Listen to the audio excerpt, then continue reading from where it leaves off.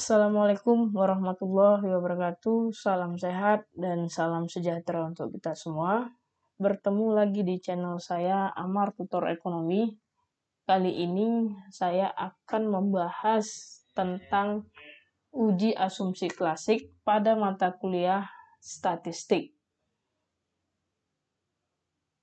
Nah, di sini saya akan memfokuskan pada uji normalitas dan uji multikolinearitas. Karena yang kita ketahui banyak uji asumsi klasik. Tapi untuk di channel hari ini, ya saya hanya memfokuskan 2 uji saja, yaitu normalitas dan multikolinearitas. Baik, nah ini ada sedikit paparan materi ya tentang uji asumsi klasik. Uji asumsi klasik merupakan uji yang digunakan sebagai syarat dari uji regresi sederhana atau regresi berganda. Jadi asumsi klasik ini salah satu syarat jika kita menggunakan analisis regresi.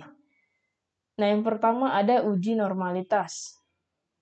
Menurut Ghazali, di dalam bukunya, uji normalitas dilakukan untuk menguji apakah pada suatu model regresi, suatu variabel independen dan variabel dependen, ataupun keduanya mempunyai distribusi data normal atau tidak normal. Yang harus kita ketahui bahwa jenis-jenis uji normalitas itu ada 3 yang lebih dominan digunakan. Yang pertama ada uji Kolmogorov-Smirnov. Uji ini uji normalitas yang banyak sekali dipakai. Kelebihan dari uji ini adalah sederhana dan tidak menimbulkan perbedaan persepsi di antara satu pengamat dengan pengamat yang lain. Uji ini menggunakan data unstandardized residual yang diperoleh dari hasil regresi berganda. Nah, kalau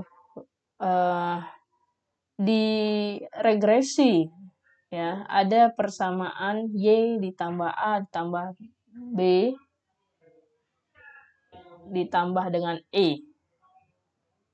Nah, nilai E-nya itulah yang disebut dengan nilai unstandardized residual.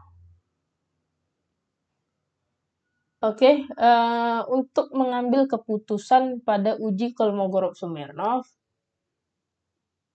jika signifikansi di atas, jika nilai signifikannya di atas 0,05, dapat diartikan data tersebut berdistribusi normal.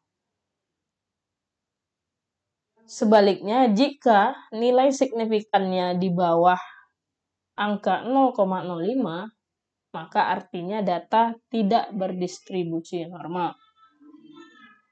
Nah, kita akan satu-satu ya. Di sini saya akan mencoba mempraktekkan langsung pada aplikasi SPSS untuk uji normalitas Kolmogorov-Smirnov. Baik, di sini saya sudah memiliki data. Nah, bisa kita lihat di sini ada respondennya, ada 30 orang. Kemudian di sini ada X1. Ya, X1 ini soalnya ada 8 soal atau 8 pertanyaan. Ini total X1-nya. Kemudian ada X2 dengan 5 soal atau 5 pernyataan. Ini total X2-nya. Dan Y-nya ada 5 soal juga atau 5 pernyataan. Ini adalah total Y-nya. Oke, selanjutnya kita langsung ke bagian SPSS. Nah, kita buka dulu. Nah, ini tampilan dasar, tampilan pertama dari SPSS. Ya, yang pertama yang harus kita lakukan adalah membuat nama variabel. dengan cara kita klik variable view, kemudian nama, kita buat di sini X1, kemudian di bawahnya X2, dan yang ketiga di bawahnya Y. Nah, untuk normalitas, dia hanya membutuhkan variabelnya saja. Artinya, di Excel tadi kan ada 2X dan 1Y, maka saya buat di sini X1, X2, dan Y. Kemudian ini kita buat 0 untuk desimal. Kemudian karena data kita itu adalah angket, maka klik ordinal. Oke. Nah, selanjutnya kita kembali ke data view. Maka ini sudah muncul. Nah, yang kita butuhkan untuk menguji normalitas adalah nilai total dari masing-masing variabel. Contoh, total X1 kita copy, ya, kita copy pastekan ke dalam SPSS. Oke, sudah 30. Kemudian X2-nya kita copy paste. Oke, 30 juga. Kemudian tinggal Y-nya.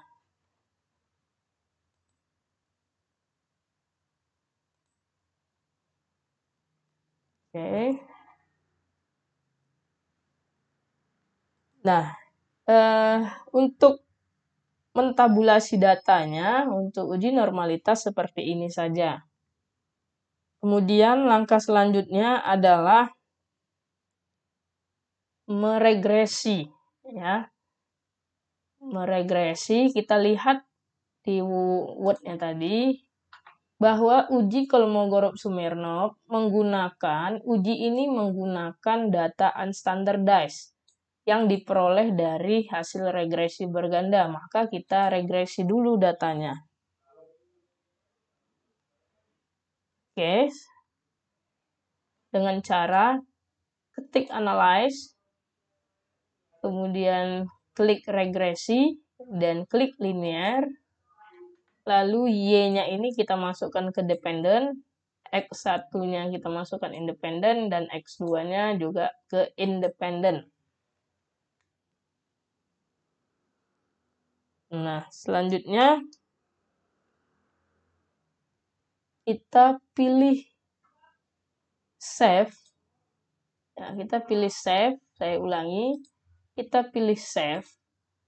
Kemudian kita munculkan nilai unstandardized residual. Ya, seperti yang diminta oleh keterangan di Word ini, ya. Kita munculkan ini. Lalu kita klik continue dan klik OK. Nah, hasilnya ini kita abaikan dulu. Kita kembali ke data. Nah, inilah nilai residualnya. Lalu kita mulai uji Kolmogorov-Smirnov.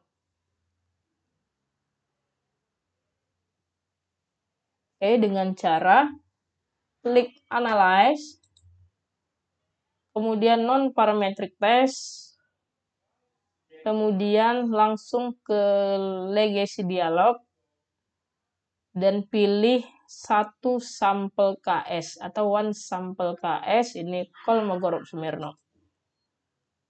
Nah, kemudian yang kita pindahkan ke kanan adalah nilai unstandardized-nya.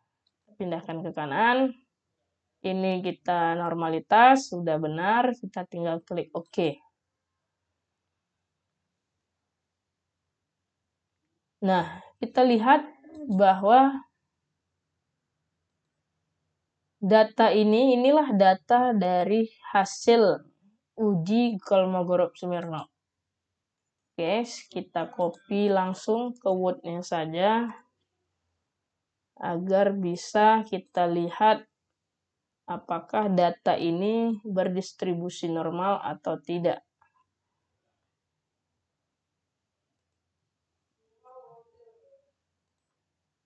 Baik, kita ubah agak besar sedikit. Nah, coba kita lihat.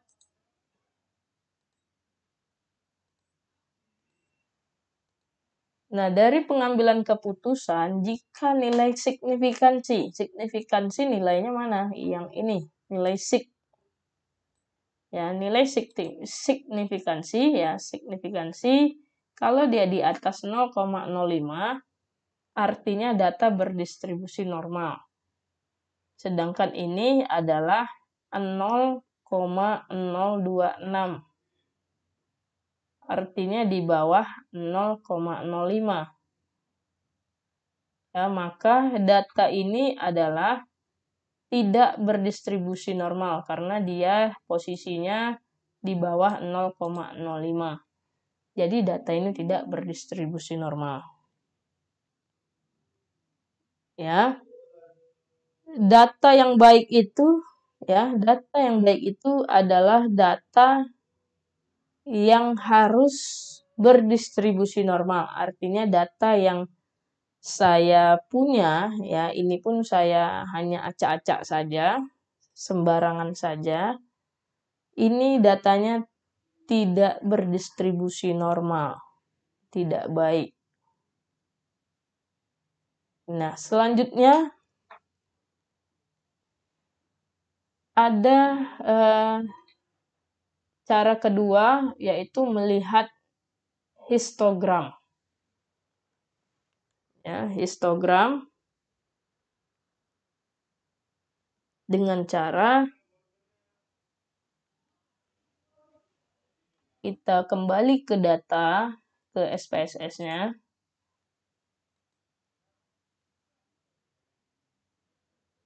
Nah, selanjutnya ini kita biarkan saja. Ya.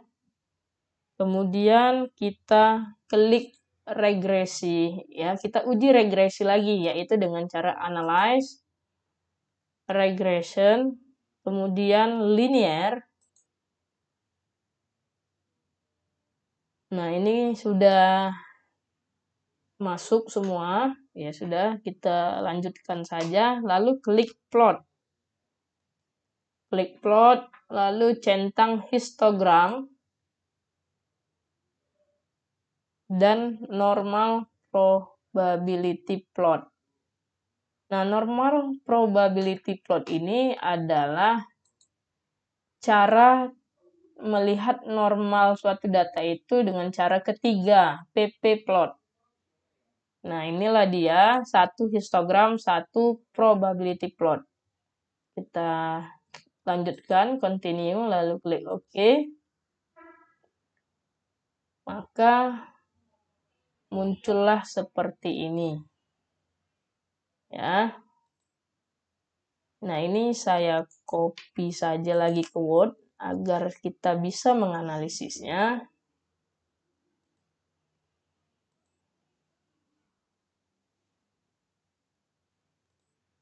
Oke.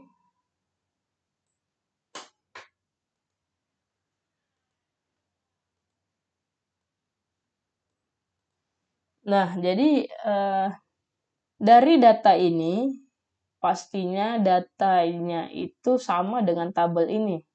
Berdistribusi normal. Maaf, tidak berdistribusi normal. Sama. Ya. Kita bisa melihat kenapa data ini tidak berdistribusi normal. Karena kita lihat di sini batang yang ada di tengah-tengah sini, ya, keluar dari garis yang seperti gundukan ini, ya. Ya, ini pun makanya peneliti suka menggunakan ini karena ini pasti menggunakan nilai. Sedangkan gambar bisa menimbulkan banyak persepsi. maka saya anjurkan untuk menggunakan uji Kolmogorov-Smirnov untuk menguji normalitas suatu data. Ya, kemudian ada normal ppplot, tinggal kita copy paste saja, sudah ada hasilnya. Nah, ini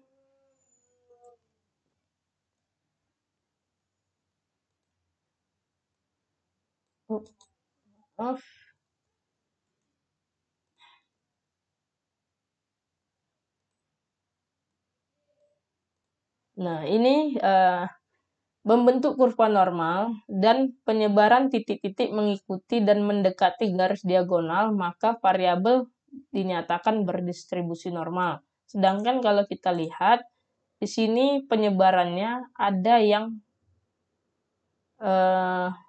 menceng ke kanan, ya, menjauhi garis diagonal. Maka ini dikatakan data yang tidak normal. Oke, jadi data yang baik itu harus memiliki distribusi normal. Nah, jadi pilih saja antara 3 cara ini untuk melihat atau mengidentifikasi distribusi normal suatu data. Yang saya sarankan adalah menggunakan uji Kolmogorov-Smirnov. Oke, selanjutnya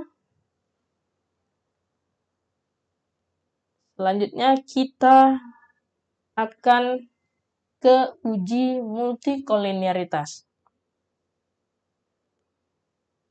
Ya, uji multikolinearitas ini menurut Ghazali pada pengujian multikolinearitas bertujuan untuk mengetahui apakah model regresi ditemukan adanya korelasi antar variabel independen, ya, atau variabel bebas. Jadi kalau adanya korelasi atau hubungan antar variabel bebasnya itu tidak baik.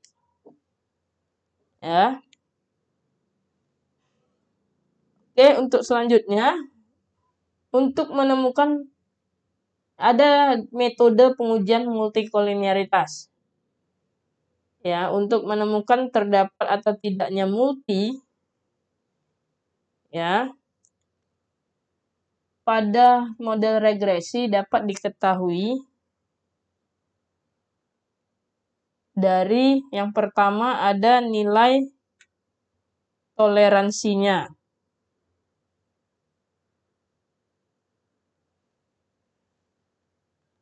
Dasar pengambilan keputusan dari nilai toleransi ini jika nilai toleransi lebih besar. Ya, lebih besar dari 0,10, maka artinya tidak terjadi multikolinearitas. Sebaliknya, jika nilai toleransi lebih kecil dari 0,10, maka artinya terjadi multikolinearitas. Nah, yang kedua bisa dilihat dari nilai variance inflation factor atau VIF. VIF, ya. Dasar pengambilan keputusan dari nilai VIF, jika nilai VIF-nya itu lebih kecil dari 10, maka artinya tidak terjadi multikolinearitas. Nah, selanjutnya jika nilai VIF-nya lebih besar dari 10, maka artinya terjadi multikolinearitas. Data yang baik harus terhindar atau tidak terjadi multikolinearitas.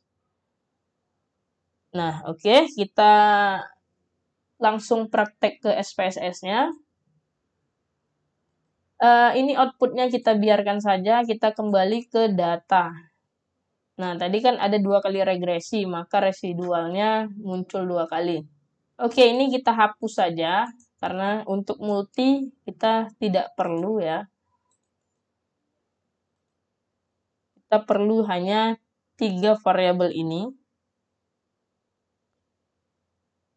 Baik, selanjutnya langkah pertama yang harus kita lakukan adalah klik analyze untuk mencari nilai multinya, kemudian regresi, kemudian linear.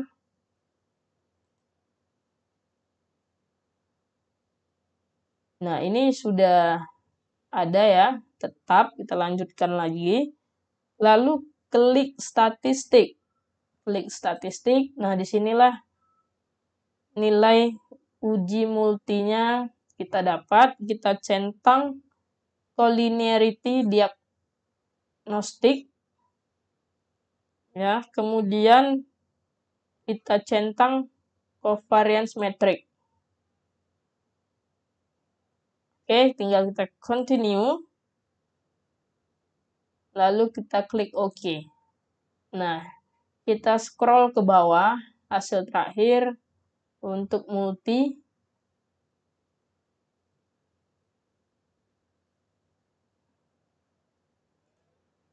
Oh, ini ya, ini dia hasilnya. Nah, kita lihat di koefisien. Ya, koefisien, tabel koefisien. Sini saya copy saja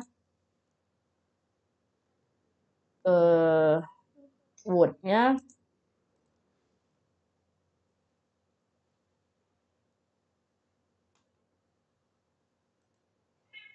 Ya, saya perbesar saja.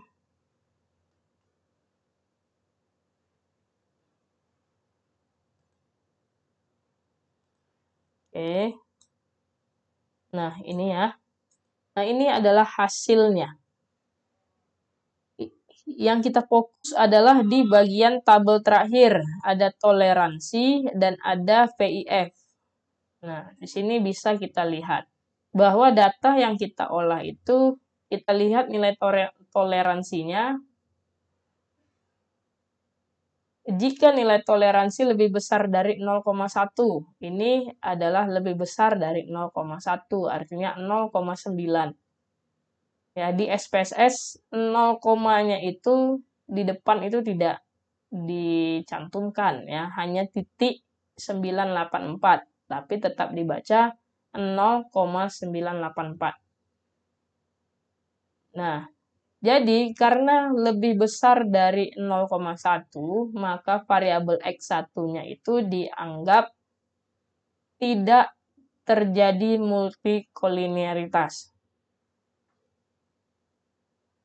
Boleh kalian lihat dari toleransi, juga boleh dilihat dari PIF-nya.